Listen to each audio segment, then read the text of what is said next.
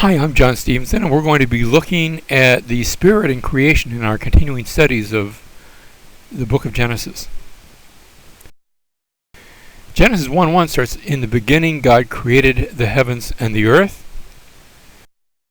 And then verse 2 picks up, "And the earth was formless and void, and darkness was over the surface of the deep, and the Spirit of God was moving over the surface of the waters." Now, that phrase, the Spirit of God, remember the word spirit, ruach is the Hebrew word, that can also be translated wind, but this isn't the wind moving, because that word moving is going to be very particular. We're going to look at that in just a moment. First of all, let me go back and see that the earth was formless and void. I'm not sure that's the best rendering. The Hebrew word tohu vabohu, the va part is the word and. It's always attached to the word that it's associated with. Tohu vabohu, it's translated here formless and void, unformed and unfilled, and I think the unfilled does it. I'm not sure the unformed does. Notice how the words sort of go together, topsy-turvy. I like desolate and deserted, because again, the terms sound a little bit alike. And there is a desolation described here. We see this when we compare with other places this term is used.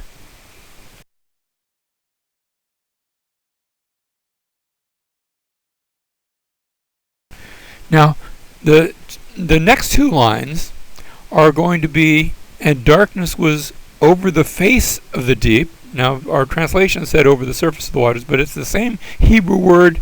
When it says surface, actually it's the same Hebrew word for a face. Darkness was over the face or surface. You can go surface either way. Darkness was over the face of the deep, and the Spirit of God was moving over the face of the waters, which means we have parallelism here.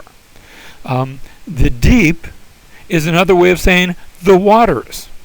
And darkness is over the face of the deep. Now, darkness and spirit aren't the same thing. Darkness was over the face of the deep, and the Spirit of God was moving over the face of the waters. Now, that term is used, the only other place in the Pentateuch that term is used is in Deuteronomy chapter 32, and it takes us back to creation, when the Most High gave the nations their inheritance, when he separated the sons of man, he set the boundaries of the people according to the number of the sons of Israel, taking us back to the early chapters of Genesis. For the Lord's portion is his people. Jacob is the allotment of his inheritance. And I started us back here in verses 8 and 9 just to get a running start. Verse 10 says, "He found him in a desert land, and in the howling waste of a wilderness he encircled him. He cared for him. He guarded him as the pupil of his eye. Like an eagle that stirs up its nest, that hovers over its young, he spread his wings and caught them. He carried them on his pinions. The Lord alone guided him, and there was no foreign god with him." Now, it's describing God and Israel back in the Sinai, which had been the earlier part of the history of Deuteronomy. But notice some of the terms that are used and how they relate back to our passage here in Genesis chapter 1 and verse 2. In Genesis 1 and 2, we said that the earth was waste and void. That term waste, desolate and empty, I described it as.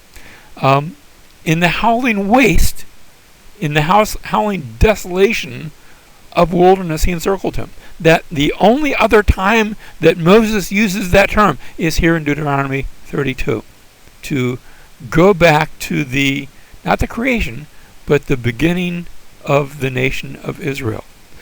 That's not the only thing that's used here. He goes on in Genesis chapter 1 verse 2 to talk about how the Spirit of God was moving over the surface of the waters.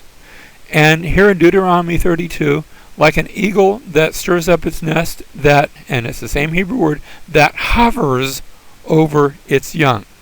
Which means both that Genesis chapter 1 verse 2, we can render that the Spirit of God was hovering over the surface of the waters, but also notice that as that same term is used in Deuteronomy 32, you're supposed to sort of think back.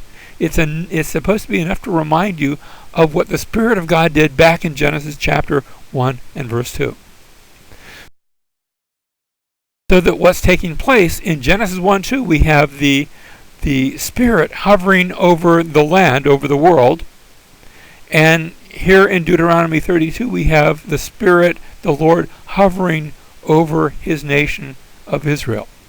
What God did with the world at creation, now he does with the Israelites in the wilderness. But that's not all. Notice also that same idea, not the same words, but the same idea is seen when we come to the New Testament, and the Spirit of God hovers, it comes upon the people of God at Pentecost.